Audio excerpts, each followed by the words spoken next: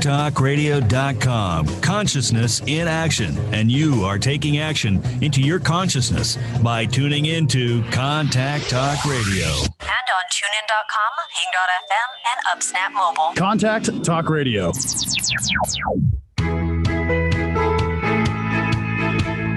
Welcome to Life Mastery with Todd Allen, the talk radio show that dives into the science of higher consciousness. Join Todd and his guests weekly at 10 a.m. Pacific Time and learn how to live a peaceful life with intentional mastery. Enjoy a survey of inspiring topics such as abundance, intention, health, manifestation, love, and transformation. It's all right here. Leading authors, speakers, coaches, entrepreneurs with stories and messages to support your well-being, let alone your most evocative dreams.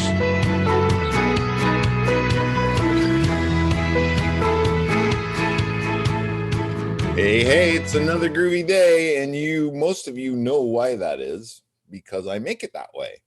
When I got up this morning, I already decided it was going to be a groovy day, and as I go throughout the day, it even becomes more groovier. And guess what? The sun just came out nice and bright, so it's really going to be groovy today. And I get to hang out with some really cool people, and we get to talk about some really cool things that are on the forefront of our own becoming, and we get to shine light on them and just really investigate them. So that's what Life Mastery is, a talk show that brings you great thoughts and ideas for you to use on your very own life mastery journey, or your friends. So make sure you tell a friend about the show and let them know how groovy it is. There we go. That's my favorite word if you haven't figured it out. But before we get started, I always like to get myself centered, situated, and in the groove. If we just take a minute, maybe stretch a little bit. And I want you to think about what it is that you connect to that gives you power. It could be the tree outside your window, God, the dude, Allah, whatever it is. Just focus on that just for a minute and think about it. And let's take in a deep breath. And just let your essence flow out with a big ah. And let your essence flow up through your heart center, throat chakra, out of your speaker box and out into the universe. And connect to that which you get power from. Let's do that one more time. This time, think about those dreams, visions, and goals, or those aspirations. What is it that you want to do, become, be, bring into your life? Think about those for a minute. For me, it's a 1952 Chevy pickup that I'm restoring. It's pretty cool. But I'm thinking about it. Take in a deep breath. And let that breath out with big ah. And let those dreams, visions, and goals flow right through you, out of your speaker box, out into the universe. And for sure, allow the universe the opportunity to make those come true for you. Yep, that trick's almost done. No, it's not almost done. It's going to be a lot of work, but I'm going to do it. How long have you been working on it? I've had it for a couple years. Okay. And I got it running and started investigating. And now I've decided that I'm going to completely dismantle the whole thing and put it all back together. So it's kind of, and get rid of all the rust and get it all nice and painted and nice and spiffy, and it'll be pretty cool. It's 9 years older than I am. That's how cool. Well, I've always wondered about those situations when people are restoring vehicles like that. Where do you find all of the original parts and the original There paints and stuff? are many outlets. This is Are there? pretty, although my truck's rare, but the body style is pretty common.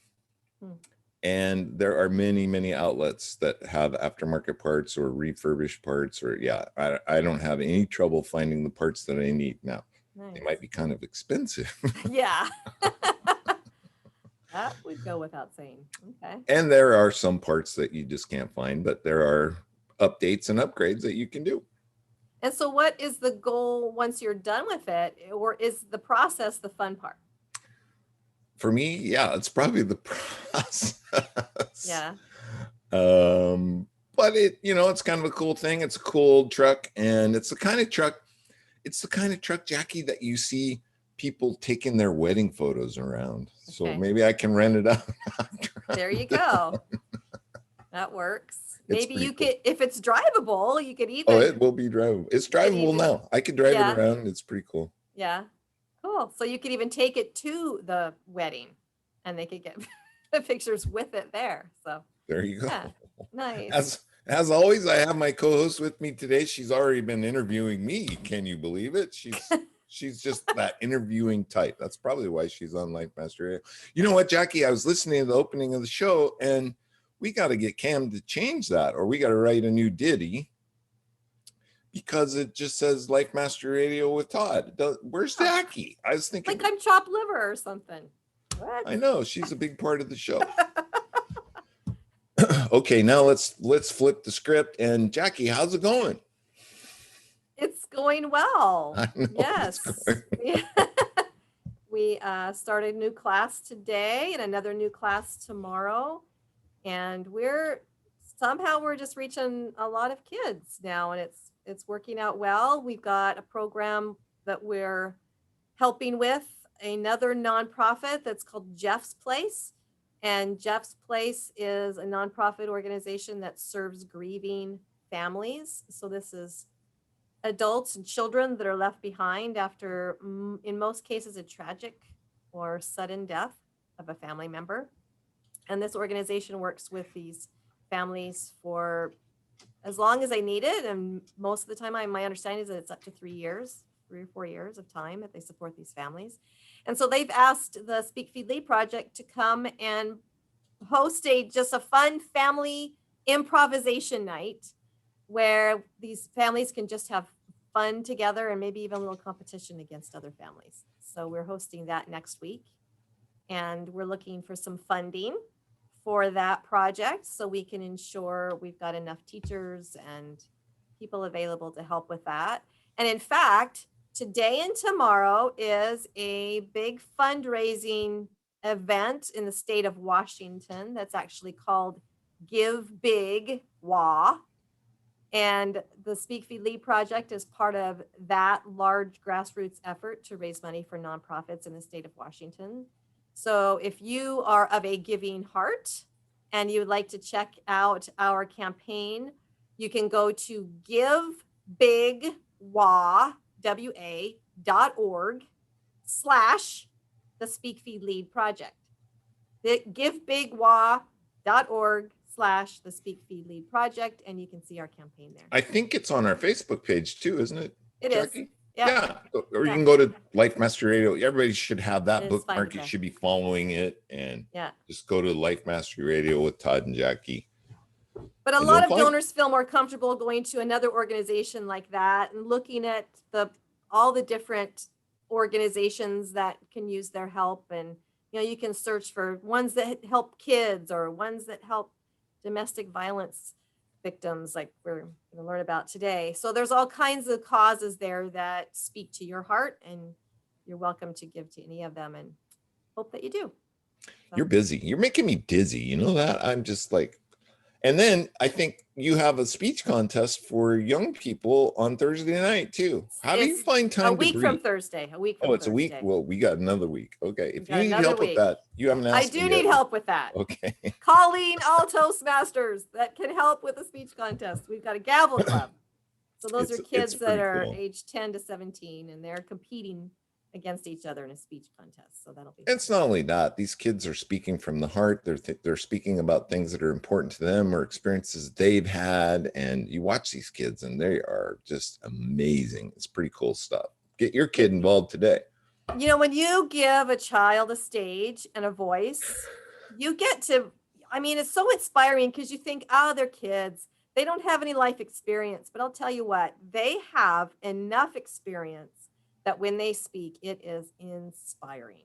Well, And if you never had that opportunity, you need to find an opportunity to hear these kids speak, because it's and this gives them the experience of speaking that, right? And how it is to articulate their thoughts and ideas and speak from the heart and let it out there. And the return on investment on something like this, you just don't, money can't buy that kind of thing.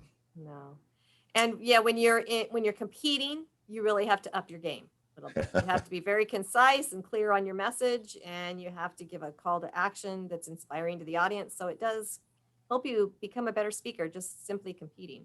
Yeah, check it out. You can go to speakfeedlead.org and find out more. Jackie's got some cool classes for young adults and youngsters and little people. Yep. And it helps them find their voice. So that's what they are. They are little people. Okay. Today's show page is at www.lifemasteryradio.net. You can go there and find the link to our guest, her book, and anything else that we talk about while you're there. Sign up for the newsletter. Jackie spends a lot of time creating a newsletter every week, and it highlights who's been on the show, who's coming on the show, and a blog post about the show that we just did. It's pretty cool, and you can get that right in your email and be up to date with what's going on at Life Mastery Radio. While you're there too, you can check out both of our books. We have links there, and mine is 6 Keys to Life Mastery, and Jackie's is Self-Centered Leadership. So they're really cool. It takes you right to Amazon. After you read them and love them, go back to Amazon and tell us what you think. Give us some thumbs up. Okay, sign up for the newsletter, check out our books, check out the show page. I think that the next thing is for Jackie to introduce our guest. Yes, I am. Take it away, Jackie.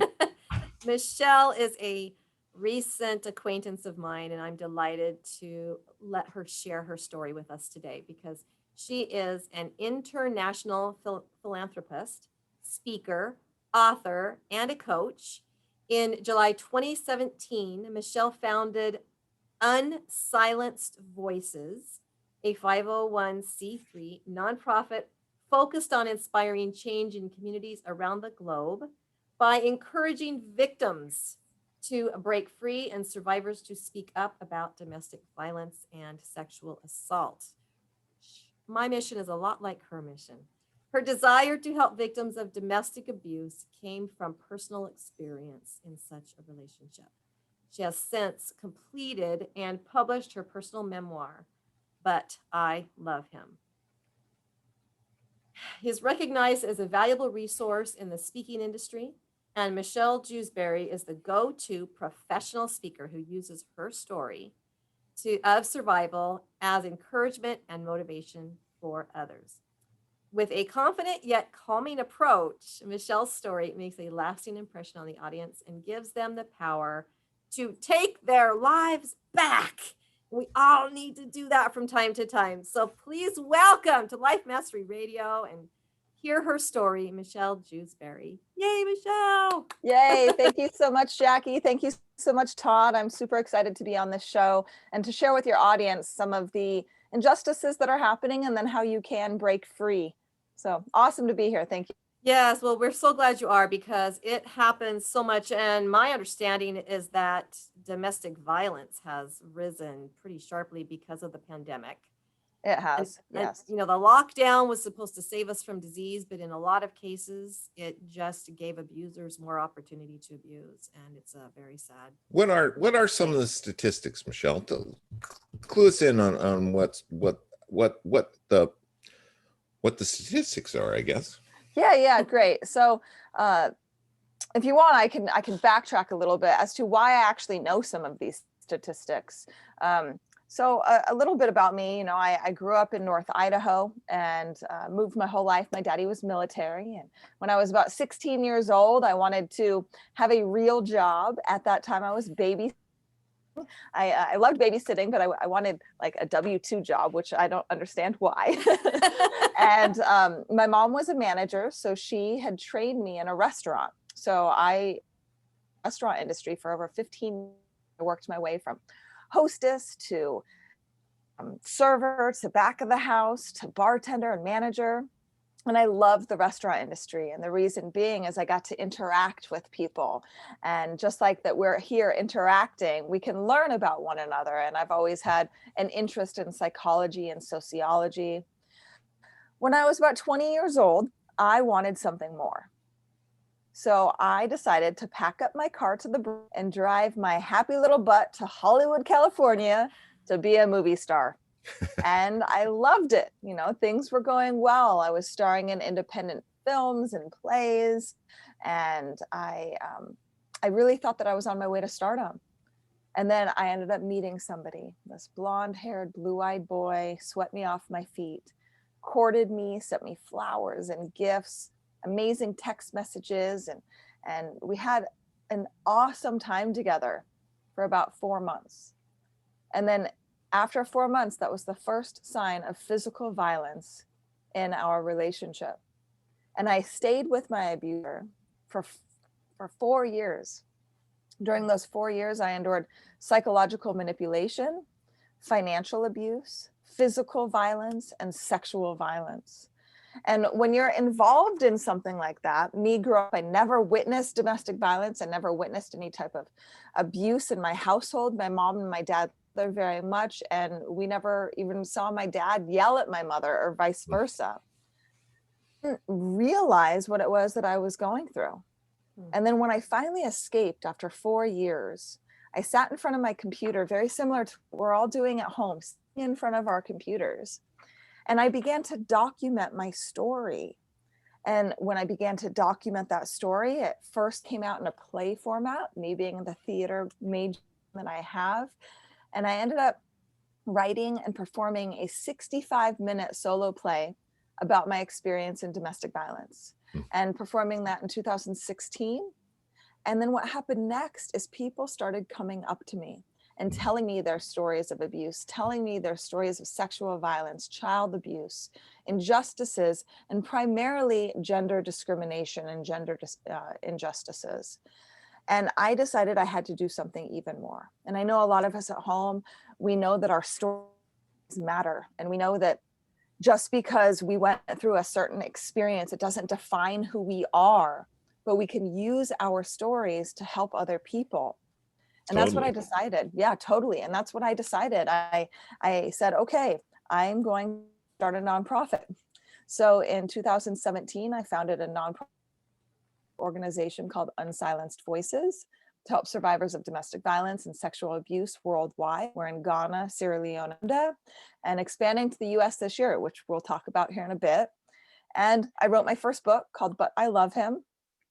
Published that in 2019, working on my second book now called Overcoming Obstacles. Hopefully that should be released by Q4 of this year. Yay. And I've been, yeah, I know, yay. And I've been speaking on stages worldwide. March 2020, I was actually stuck in Egypt, coming back when the world was shutting down, speaking at the Women's Economic Forum and checking on our projects in Ghana and Sierra Leone, and done a ton of virtual events now, which is great. And we have got a lot of live and virtual events coming up, which we will talk about as well. But that's why I know where statistics come from, because I lived it. So here in the United States, Todd, to answer your question in a long roundabout way, 1 in 3 to 4 women experience domestic violence. 1 in 4 women experience sexual violence. 1 in 11 men in the US, which I believe is an underreported statistic, experience domestic violence. And this is not talking about internationally. At least 1/3 of the women worldwide experience domestic violence. Wow, it's that prevalent. It is that prevalent. And actually, when I was in Ghana, I was able to talk to a woman who worked with the Domestic Violence and Victim Support Unit in Ghana. And on paper, the statistics show about 36%. And the woman, the chief director who I was speaking with, said that those statistics are typically double. Oh yeah, I So was going we're to say, because talking- those are just the women that are reporting something. but Exactly. Most of them do not. Yeah, and in a lot of developing countries, it's a family issue. So they don't get reported. Statistics are not talked about, and it's typically blamed on the victim. You know, why did you trigger him? Why weren't you a better wife? And in order to make significant change, we have to talk about what's actually happening. And we have to give encouragement to those survivors and those victims, because no matter what culture you are brought up in, if you're from India or South America or parts of Egypt, you never should be beaten or emotionally humiliated or sexually assaulted, and it's never your fault. Yeah. So we believe that education is how we can change that. Well, Jackie and I were talking before the show, and we kind of got into a little discussion about it. And so a big question that hit my mind is, are the perpetrators victims too? I mean, what happens to people that makes them act this way? Because to me, it's disgusting and it is not natural. And so I'm really curious, how does this all evolve into this? I know some countries, it's part of their culture. I mean, their mistreatment of women in those kinds of ways, but not in the United States. It's not. Well, it's interesting that a lot of people think that the U.S. is the best country in the world, and the U.S. Has better schooling, and the U.S. has this or that. It's not. I do a lot of traveling. We are a world community. It is not just the U.S. against 200 and something other countries in this world, right? So I've been to other first world countries like London, like parts of Italy and Spain, Ireland, who have domestic violence issues that are even more prevalent than what we're doing in the US. And to talk about the United States, women's rights are actually really being taken away from us again. And this is an uphill battle that we are fighting. So your question originally was, are the abusers victims as well? And yes, typically I believe in rehabilitation of the abusers, because hurt people tend to hurt people. So the reason why typical domestic violence happens is because the abuser, whether a man or a woman, has a lot of underlying conditions, whether it's anger issues, depression, anxiety, abuse that they experienced growing up, witnessing domestic violence when they were younger, being involved in gangs, etc. There's a lot of different reasons why it happens, and not one story is like another. Yeah. But yes, I believe that it's definitely cyclical. And if you extreme violence or any type of trauma growing up, you have two ways to go. You either decide to fight against it, or you end up joining in. Well, and that's why I believe that the statistics of 1 in 11 men are abused have to be completely off, because those the abusers are likely those who have been abused in some way, but they're not reporting it. Perhaps because there's no one to report it to. So the fact that 1 in 3 women are being abused means that there's far more men that have been abused or witnessed it that aren't speaking up. They're not talking about it, but they're turning to that alternative of, I'm going to now be a perpetrator of abuse. Perpetrator, yeah, you got it. Yeah, it took me a minute to get that word out. But it's okay, right? It is quite interesting, and a lot of the reason that it's under is men want to keep their manhood, right? And they don't want to be like, oh, my girlfriend slapped me, or my wife spit on me, or somebody threw a plant at me, and women, out there, I want to talk to you for a second. Yelling at your husband or boyfriend, hitting them, slapping them, that's violence. And using your words and your physical actions against somebody else is violence. So a lot of people don't understand that emotional abuse is actually a form of violence. People don't understand that, us being adults, especially if you are triggered, take a breath and walk. Don't participate and then have a huge big blowout where somebody could eventually get killed. We're adults. We need to act like adults. Because the actual physical and sexual violence isn't the first thing that happens, right? It's usually the emotional, it's the berating, it's because in your case, talk a little bit about how, because your book is titled But I Love Him, which really states a lot about the mindset of the abused, is that, there you go. But this guy was nice. He's handsome. He treats me well. And somehow that's how it starts. But in your book, you clearly state that there is this pattern where they're almost grooming. You're almost grooming someone to be their victim, and they're doing it whether it's conscious or not. You very wisely, and I'm thankful that you do put in this cycle of what that looks like before the probably the most dangerous abuse can take place, where your life is really at risk. So maybe tell us a little bit about how you can get involved with someone like that and stay with that person for 4 years living such a nightmare. Yeah. So in the beginning of the relationship, he courted me, he loved me, he told me he wanted to spend his life with me. We were building a family together. You know, we would imagine having children and traveling the world. And it was a Jekyll and Hyde type of perspective. And a lot of people who are not familiar with domestic violence tend to think that underprivileged women get trapped in abuse. But actually, it's very affluent women who get trapped just as much. So educated, highly professional women are trapped in abusive relationships with men who are very controlling, who are very manipulative. And it is the Jekyll and Hyde, where out in public, he seems like he is this wonderful servitude type of soul. And behind closed doors, he beats the hell out of you. And it's really hard to combat that. And for me, I was scared, right? That was one of the issues. I was very scared. He used to tell me that if I said anything, he would tie a 2x4 to my feet and throw me overboard in the middle of the ocean. He would threaten my family.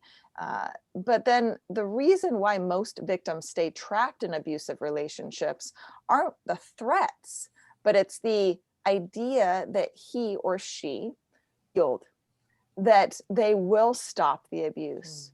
So the cycle of domestic violence goes from walking on eggshells to a big blow up, whether that blow up is emotional, sexual, physical by nature. And then the apology stage.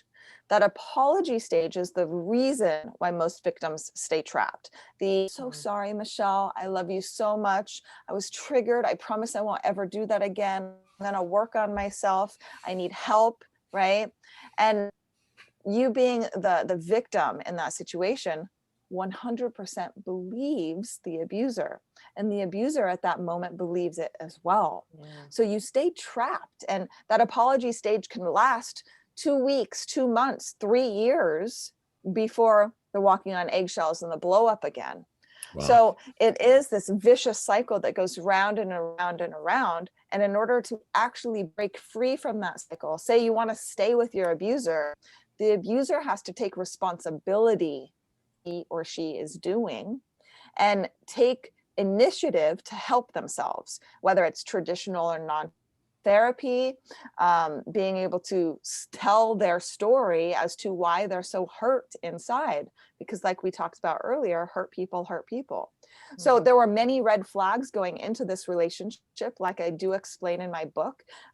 My book is very graphic, by the way. If you are listening at home, I go into some grave detail, a lot of the physical, emotional, and sexual violence that happens. But I think that it's necessary.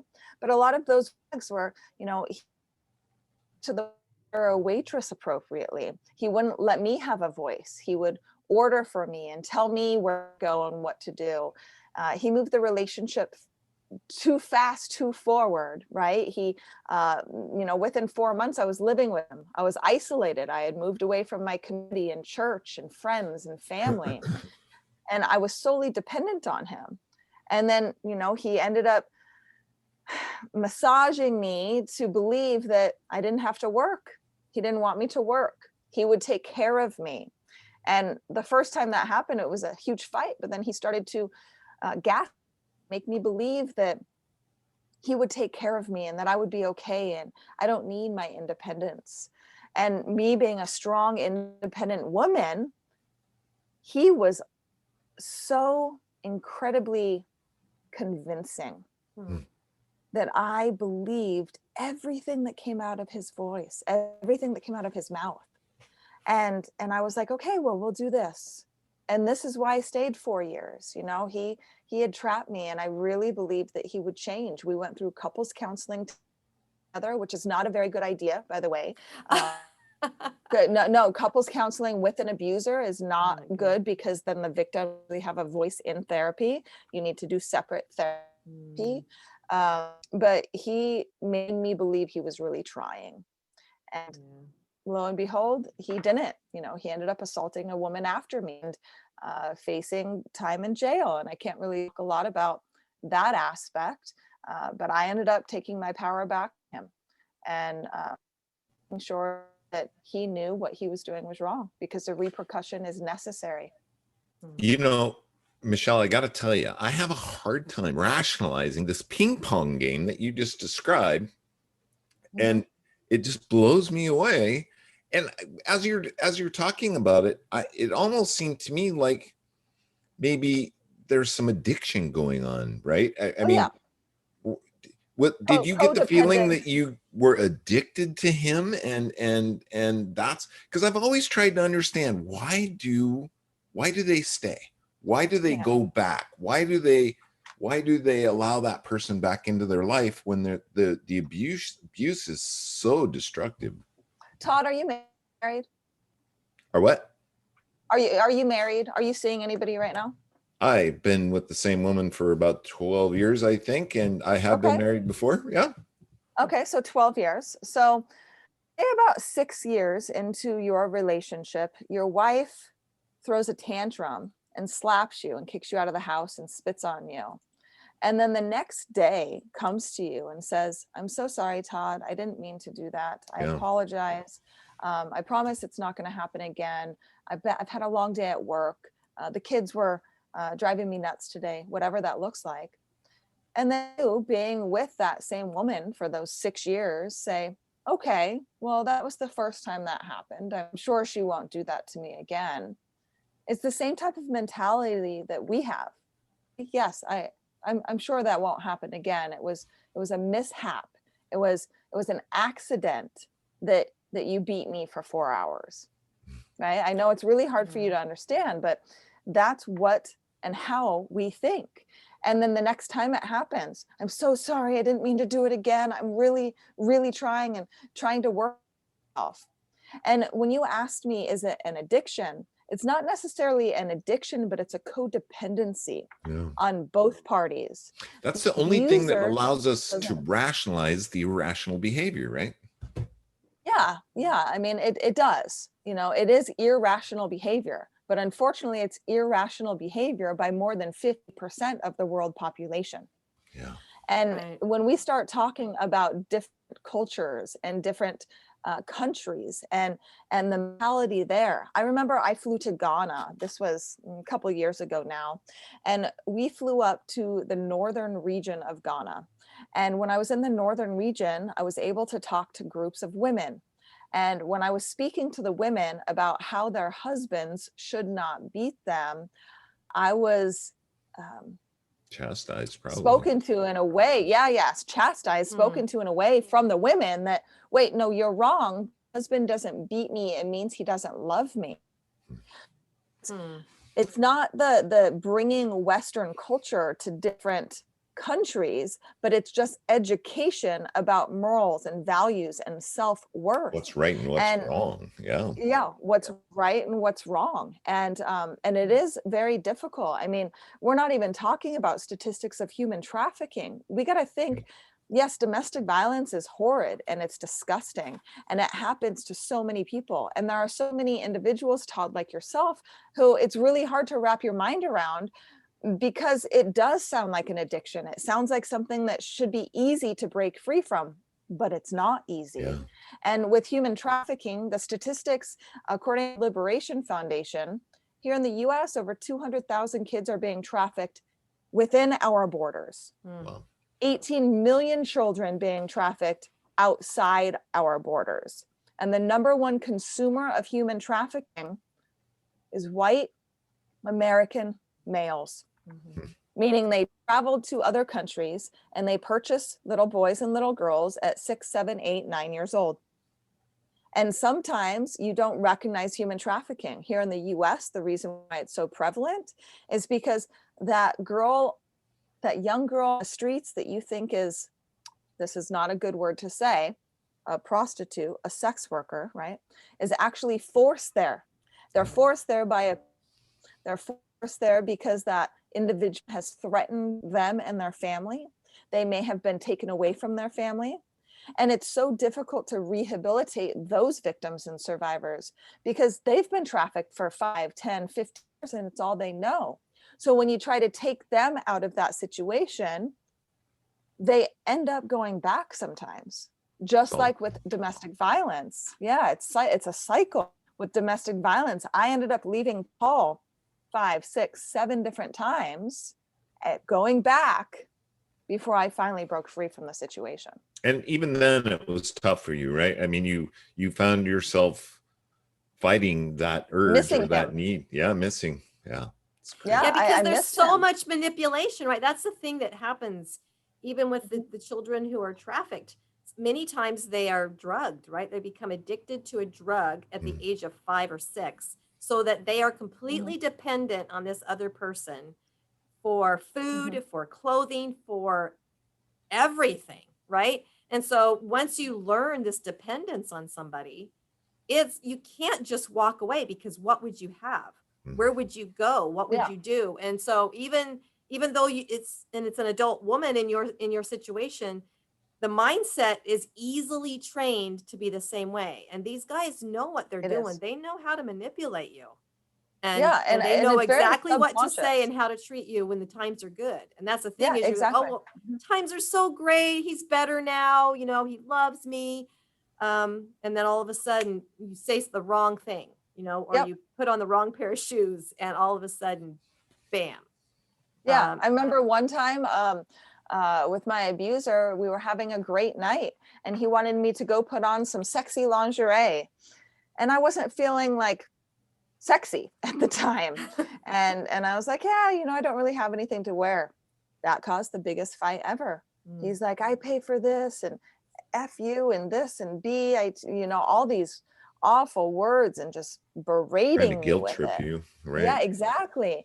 And then I'm like, oh, okay, well, because you're telling me I'm going to go change into what you want, because you're telling me that you pretty much run my whole life, control me. There were multiple times where we fought and he isolated me and made me quit my job. So I didn't have money. So I was fully dependent on him financially. There were many times where we fought and I wanted to leave, and he told me, well, you'd have to walk out naked because I own everything you have.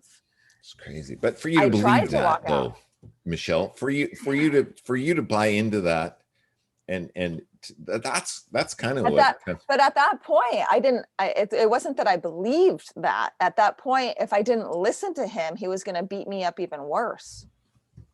At that point, you have to already assaulting every me. moment. You have to survive. You got to pick your battles. That's right.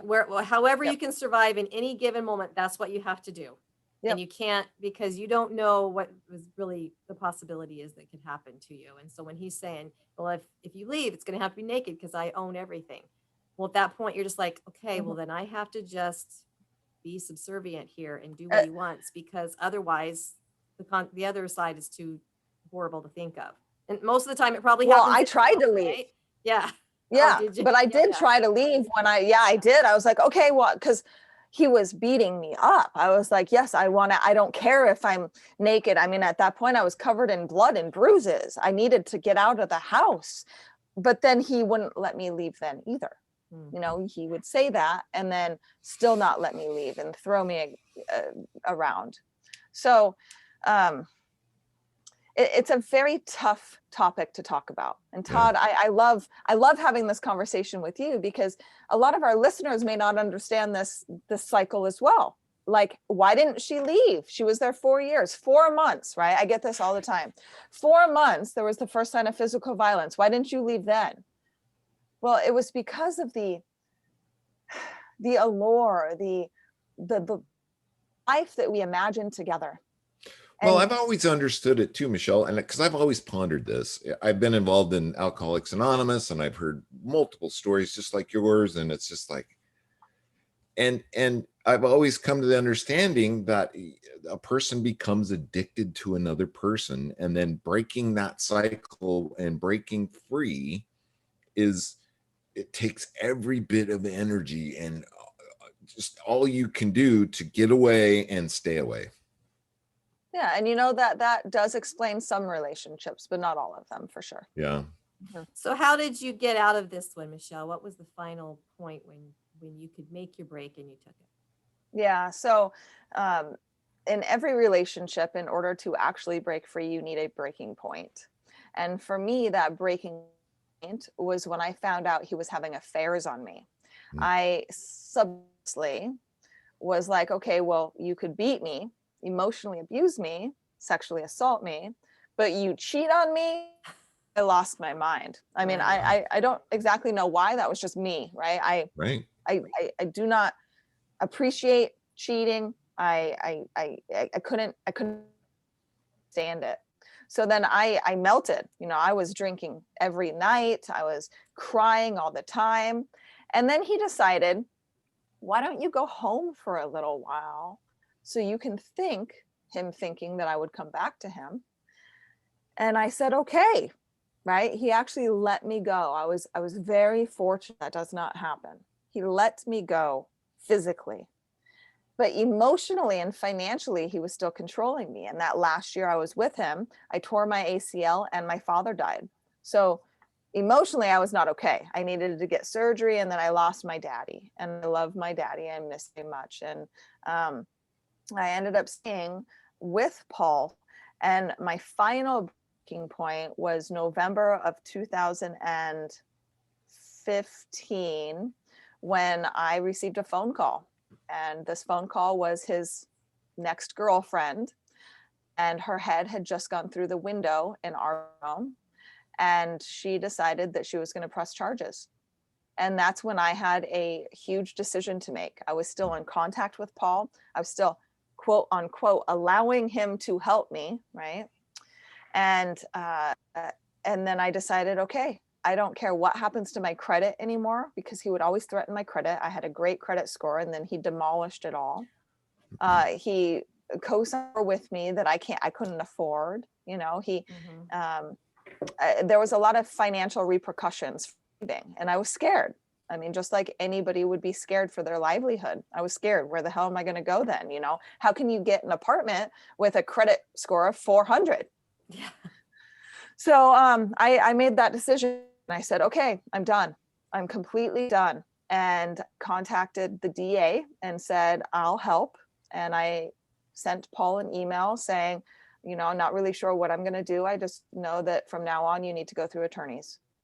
And that was the end. And that was our uphill battle. I ended up taking a lawsuit out against him, which took like 4.5 years to finally, and he served repercussion as well. And I really hope to this day, I've learned forgiveness, and I hope to this day that he has forgiven himself and taken the necessary steps to heal, because the reason why he was the way he was because a lot of childhood experiences he had that he shared with me, which that was another reason. I was his savior. I knew about some of the things that he went through, so I thought I could help him. And if you go on Amazon and read some of the reviews to my book, one of the people, I've never said this on air before, so now I am, was like, well, she was just in it for the money, so I don't like reading her story, right? And it's really a mindset of they just don't understand. Right. It wasn't the money at all. I truly did love him. And really the money, he financially controlled me. It's not that he gave me cash, and I lost everything afterwards. My credit, like I said, went from 850 to 400, and now this is later, but I had to go through some ups and downs. And when people don't understand something, then they rate it, then they blame the victim. And that's what happens way too often, is we blame the victim for sexual and physical violence. Yep.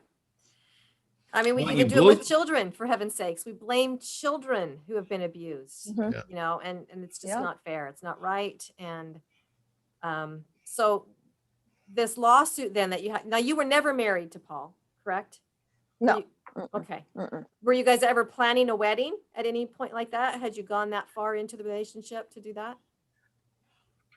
We weren't actually planning a wedding, but we were planning to get married. Okay. Yeah. Okay.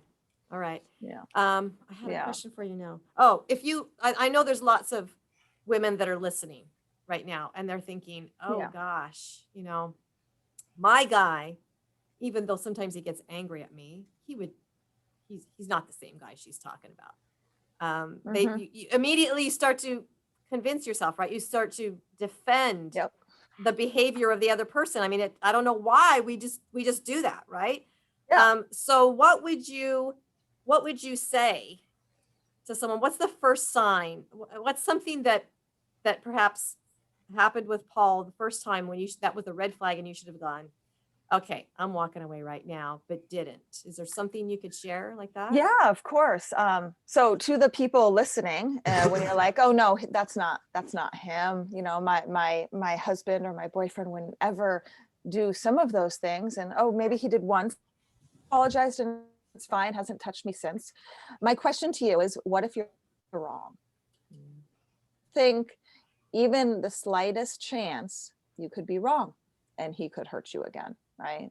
So with my relationship, my first sign was when we got into an argument after I had completed a play, and we had like all of the cast members and the crew come to his hotel room, and he bought us drinks and whatever. We had a great night. Alcohol was flowing though, which also was a huge contributor to anger and aggression, right? I see Todd shaking his head yes.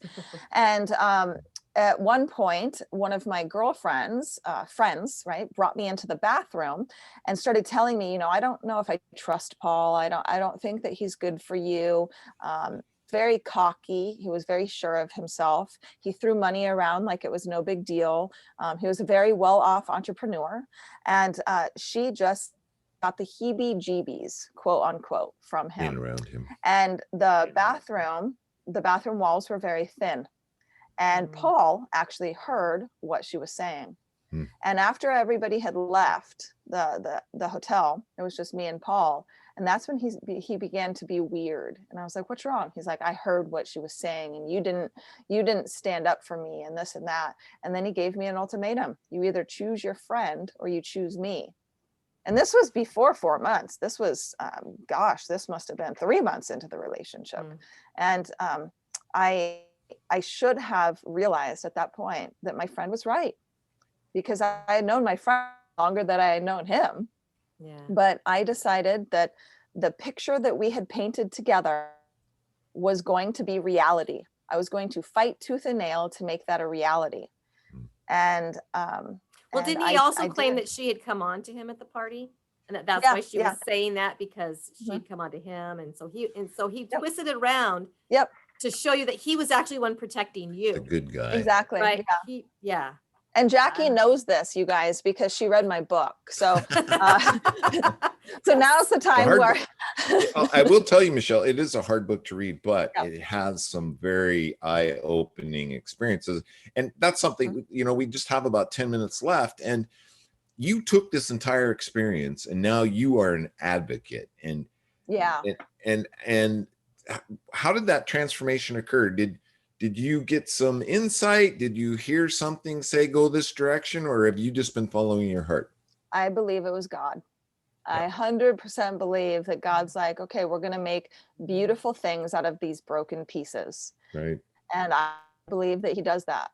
And I'm a very spiritual person. I'm not a Bible thumper. I'm not, Have you always been spiritual though? I mean, did you find spiritual solace when you were in the middle of abuse? Did you ask for help, or did you just kind of hold it all in? I did ask for help. I used to go on hikes and I used to scream at God. I would blame God. I would yell at God. Why is this happening? And growing up, I wasn't religious whatsoever. I didn't find God until 2010, which also is in my book. It's a very interesting scenario, and we don't have time to get into that right now.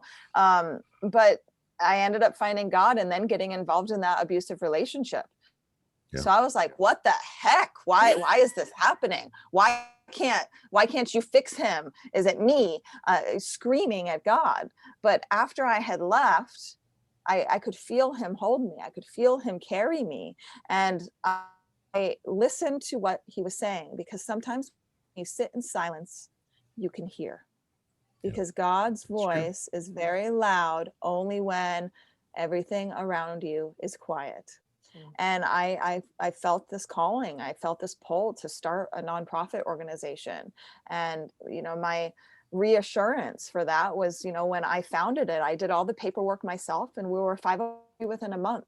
I ended up meeting a doctor after that here in the United States who was Ghanaian and said, go to Ghana, stay with my family. I said, okay. I packed up my bags and went.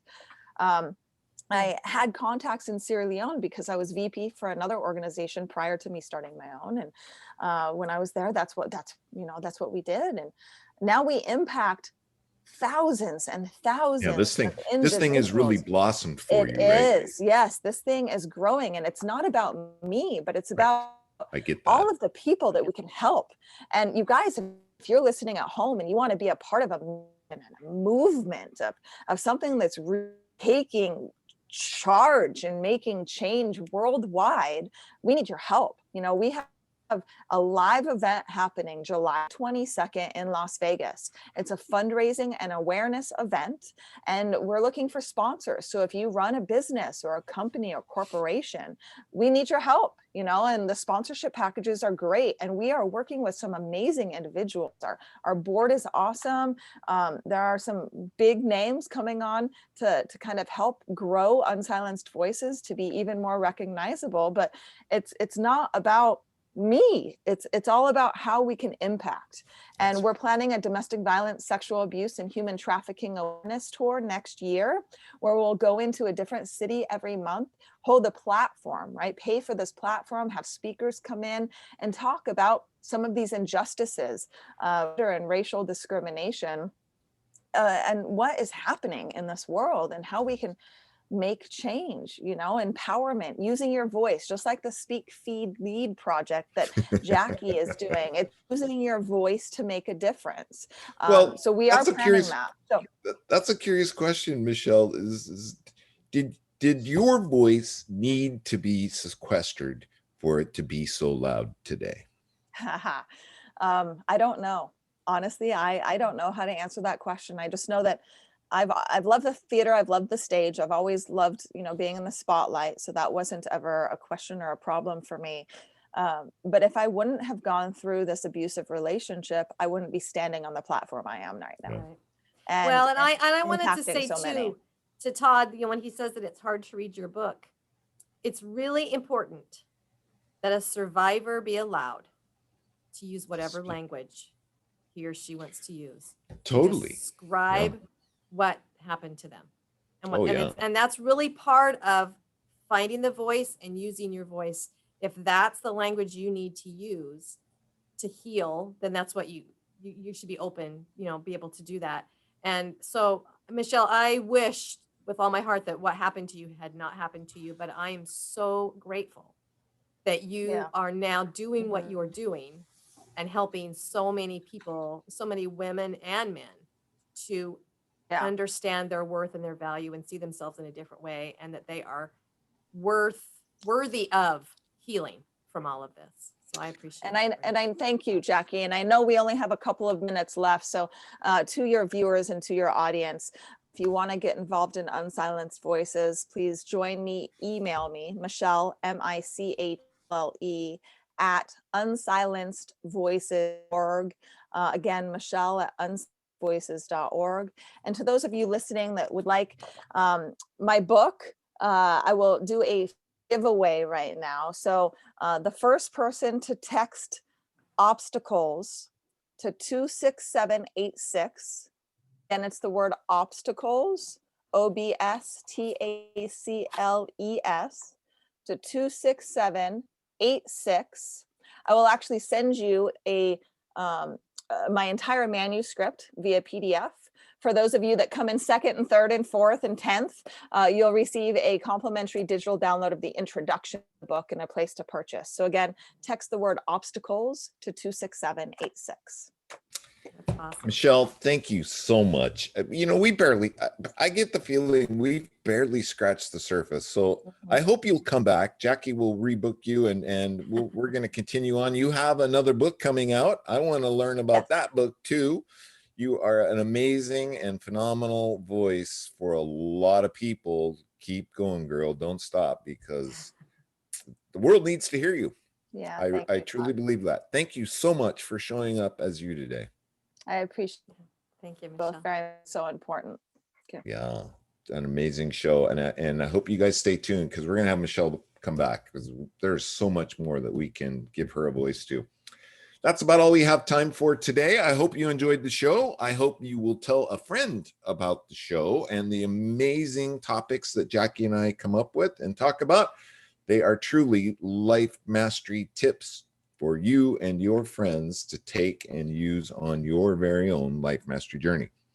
Lastly, choose to check out Michelle's book. You know somebody, her statistics, there's somebody that you know, somebody in your orbit.